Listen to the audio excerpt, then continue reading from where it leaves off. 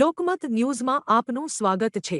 વડોદરાની વિશ્વવિખ્યાત મહારાજા સયાજીરાવ ગાયકવાડ યુનિવર્સિટીમાં ડીન નિમણૂક મુદ્દે વિવાદ ગરમાયો છે। સોશિયલ વર્ક ફેકલ્ટીમાં પ્રોફેસર ભાવના મહેતાની ડીન તરીકે થયેલી નિમણૂક સામે સેનેટ સભ્ય કપિલ જોશીએ ગંભીર આક્ષેપો કર્યા। કપિલ જોશીના જણાવ્યા મુજબ યુનિવર્સિટીમાં હેડ ઓફ ડિપાર્ટમેન્ટ અને ડીનની નિમણૂકમાં ચોક્કસ વિચારધારાના લોકોને પ્રાધાન્ય આપવામાં આવી રહ્યું છે। તેમણે ફેકલ્ટી ઓફ આર્ટ્સમાં જુનિયર પ્રોફેસરને ડીન બનાવવાના મુદ્દે પણ સવાલો ઉઠાવ્યા। તેમણે જણાવ્યું કે પ્રોફેસર ભાવના મહેતા હાલમાં કંટ્રોલર ઓફ એક્ઝામિનેશન તરીકે કાર્યરત છે, તો પછી બે ફૂલ ટાઈમ પદ એક સાથે કેવી રીતે સંભવી શકે? જો રાજીનામું આપવામાં આવ્યું નથી તો ડીન તરીકે નિયુક્તિ કેવી રીતે? વીસી અને રજિસ્ટ્રાર હાજર ન હોવાથી કપિલ જોશીએ આવેદનપત્ર કચેરીના દરવાજા પર ચિપકાવી રોષ વ્યક્ત કર્યો અને નિયમોનું પાલન થાય તેવી માંગ કરી।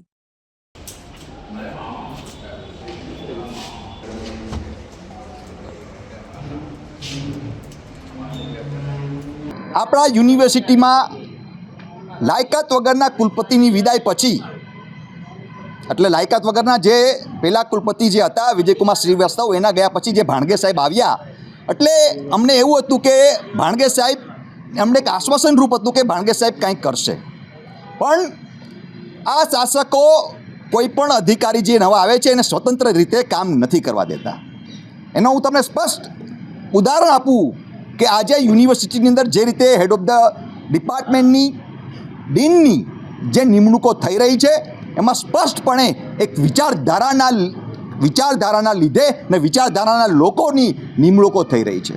હું તમને જીવતે જાગતો ઉદાહરણ આપું કે ફેકલ્ટી ઓફ આર્ટ્સની અંદર હાલના જે ડીન છે એ બહુ જ જુનિયર છે, એના કરતાં ઘણા બધા શિક્ષકો જે પ્રોફેસરો છે એ સિનિયર હોવા છતાં પણ ત્યાં કોઈને હોદ્દો નથી, ત્યાં ડીન નથી બનાવવામાં આવતા, ઘણા લોકોને હેડ ઓફ ધ ડિપાર્ટમેન્ટ બનાવવા નથી આપતા।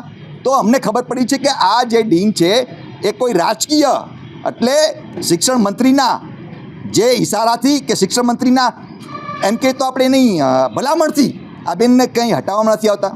એટલે વાત બહુ સ્પષ્ટ છે કે યુનિવર્સિટીની અંદર આજે MS યુનિવર્સિટી એક્ટ હોય કે કોમન યુનિવર્સિટી એક્ટ હોય, આ ભાજપની સરકાર એને એસી કી તેસી કરી નાખી છે। એને મન ફાવે એવી રીતના કાયદો ગમે ત્યારે એ લોકો ઇમ્પ્લિમેન્ટ કરી દે છે। હું હમણાં તમને વાત કરું કે અમારા જ ફેકલ્ટીના ભાવનાબેન મહેતાને હમણાં ગયા વીકમાં ડીનનો નિમણૂક કરવામાં આવી। અરે ભાઈ, હાલમાં જે પ્રોફેસર ભાવના મહેતાબેન એ હાલમાં કંટ્રોલ ઓફ એક્ઝામિનર છે અને પાછા એ તો મને ખ્યાલ છે કે ત્યારે હેડ ઓફ ધ ડિપાર્ટમેન્ટ પણ હતા। તો મને એ નથી ખબર પડતી, જ્યારે full time control of examiner common એક્ટમાં સ્પષ્ટપણે લખવામાં આવ્યું છે કે બબ્બે પોસ્ટ તમારી ફૂલ ટાઈમ તમે કેવી રીતના તમે આપી શકો? તો એમની પાસેથી ના રાજીનામું લેવામાં આવ્યું કંટ્રોલ ઓફ એક્ઝામિનર તરીકે, તો તમે ડીન તરીકે નિમણૂક કેવી રીતના કરી? અને જો ડીન તરીકે એમને ચાર્જ નથી લીધો તો તમે એને સીઝ મેમ્બરશીપનો તમે જાહેર કેમ નથી કરતા, ખુલાસો કેમ નથી આપતા? એટલે યુનિવર્સિટીના સત્તાધીશોને હું કહેવા માગું છું, અને સ્પેસિફિકલી હું ભાવના મહેતા મેડમના જે મુદ્દા છે, બરાબર, જેનું નિમણૂક થઈ છે, એ આ રજિસ્ટ્રારે ને તો વીસીએ ખુલાસો કરવો પડે કે ભાઈ કોના ઇશારે આ ખેલ ખેલાઈ રહ્યો છે, કોણ કેમ ડીન અને કંટ્રોલ ઓફ એક્ઝામિનની ખોખોની આ રમત રમાઈ રહી છે, શાના માટે? ભાણગે સાહેબ હું કહેવા માગું છું કે તમે એક અધિકારી તરીકે, એક વાઇસ ચાન્સલર, તમે કુલપતિ તરીકે તમે તમારી આજુબાજુના જે સલાહકારો છે, બરાબર, એ બધા ભાજપની જીહજૂરી કરવાવાળા છે। તમે કાયદાનું જ્ઞાન લ્યો, તમે યુનિવર્સિટીના એક પહેલાંનો વાંચો અને હાલમાં આ ભાજપની ભ્રષ્ટ સરકાર આ કોમન યુનિવર્સિટી એક્ટ આવ્યો એ પણ વાંચો, તો તમને ખબર પડશે કે કાયદાની જોગવાઈમાં શું કહેવાય છે।